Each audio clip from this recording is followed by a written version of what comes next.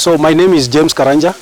I'm a maize breeder working with the Kenya Agriculture and Livestock Research Organization. So regarding the technology, where we are trying to bring some varieties to our farmers that are tolerant to mainly the insect pest, the stem borer and the fall armyworm.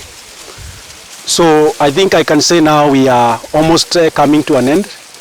And the next thing that we are waiting is to see the varieties or the seed being planted by our farmers, so that our farmers can start seeing the benefit of the technology. There are those one, yes, like the Rocco varieties that are also there in the market. They are also being grown by our farmers varieties, but I can tell you, you cannot get to a yield like that what you are seeing already here.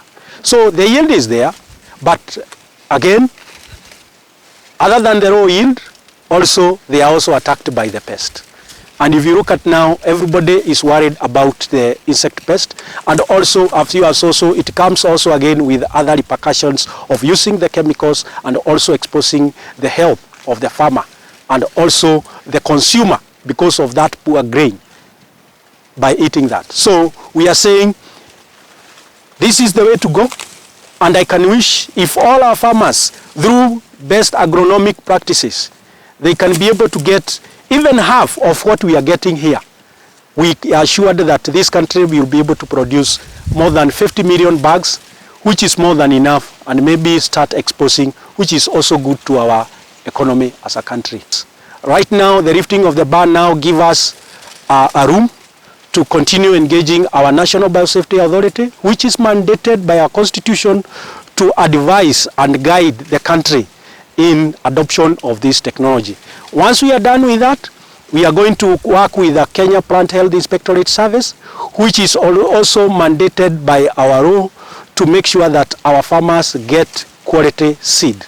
And once that one is done, then we'll reach out to our seed companies, our local seed companies, who can be able now to produce the seed, multiply the seed, and avail the seed to the farmers at the normal price as the other seed also, that the one that they sell. My name's Eric Korir.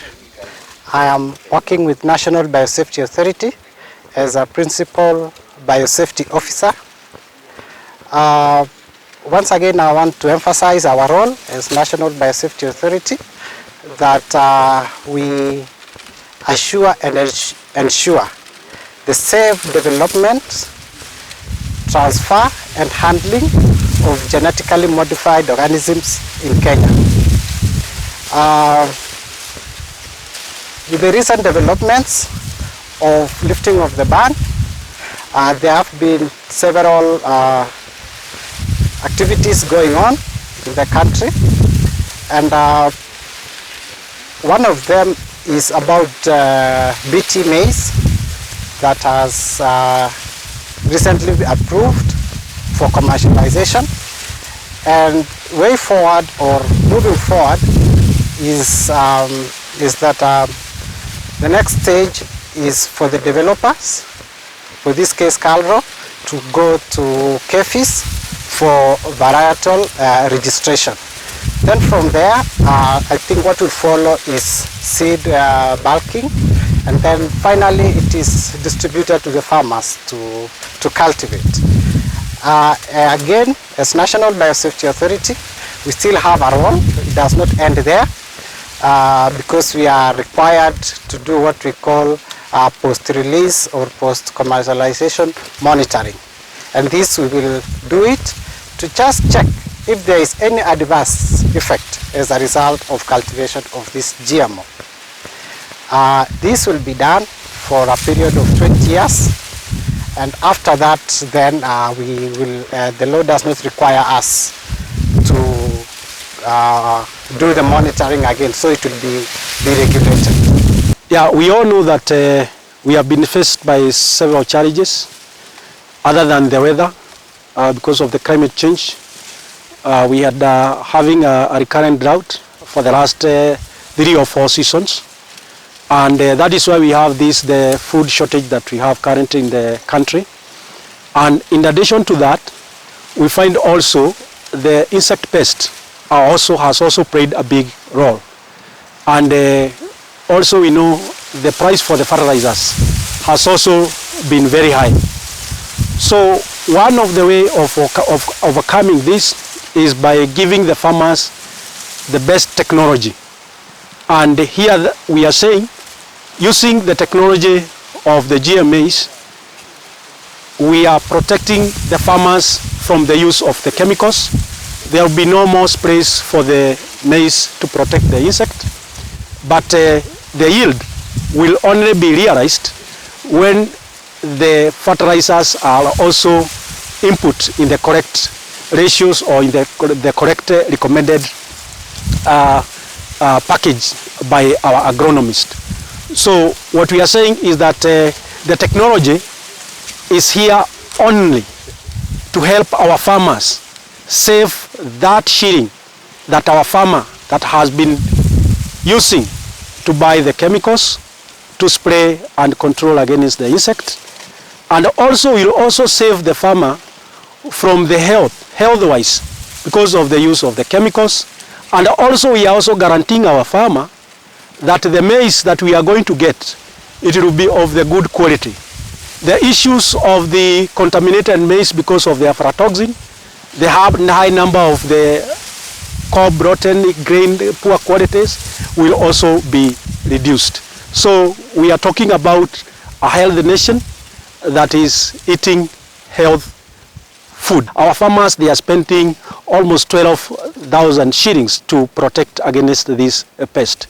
And the cost of production of maize, one bag of maize right now has shifted from 1,800 to 2,500.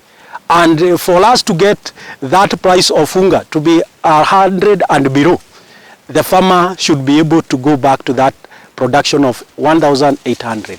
And one way is by saving the farmer against that cost of using the chemicals to protect his crop, saving the farmer that hassle of every now and then waking up and go to check how the crop is also performing. So I think the GMO ban lifting came at the right place, a right time, when we already have a crisis and where our farmers, they are really looking for good quality certified seed that can also not only the yield but also that are also protected against the insect pest. On the issue of I want to grow the GMO, I don't want to grow the non-GMO.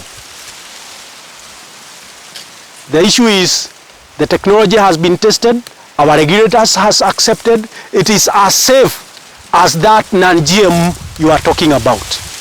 So it is the choice of the farmer, and the seed will be labeled, just like we have the other hybrid are labeled. So we don't just have a hybrid seed in the market. It has a name. Even this one will be named, it is a hybrid seed and it is GMO. So when you are buying the agrovet, that agro dealer will tell you this is GM. If you don't want your maize to be contaminated, it is up to you to put a buffer zone so that you can plant and make sure that there is that catch crop. As you can see also where we are, we have the borders. And these borders is to also to help us control the pollen from going outside.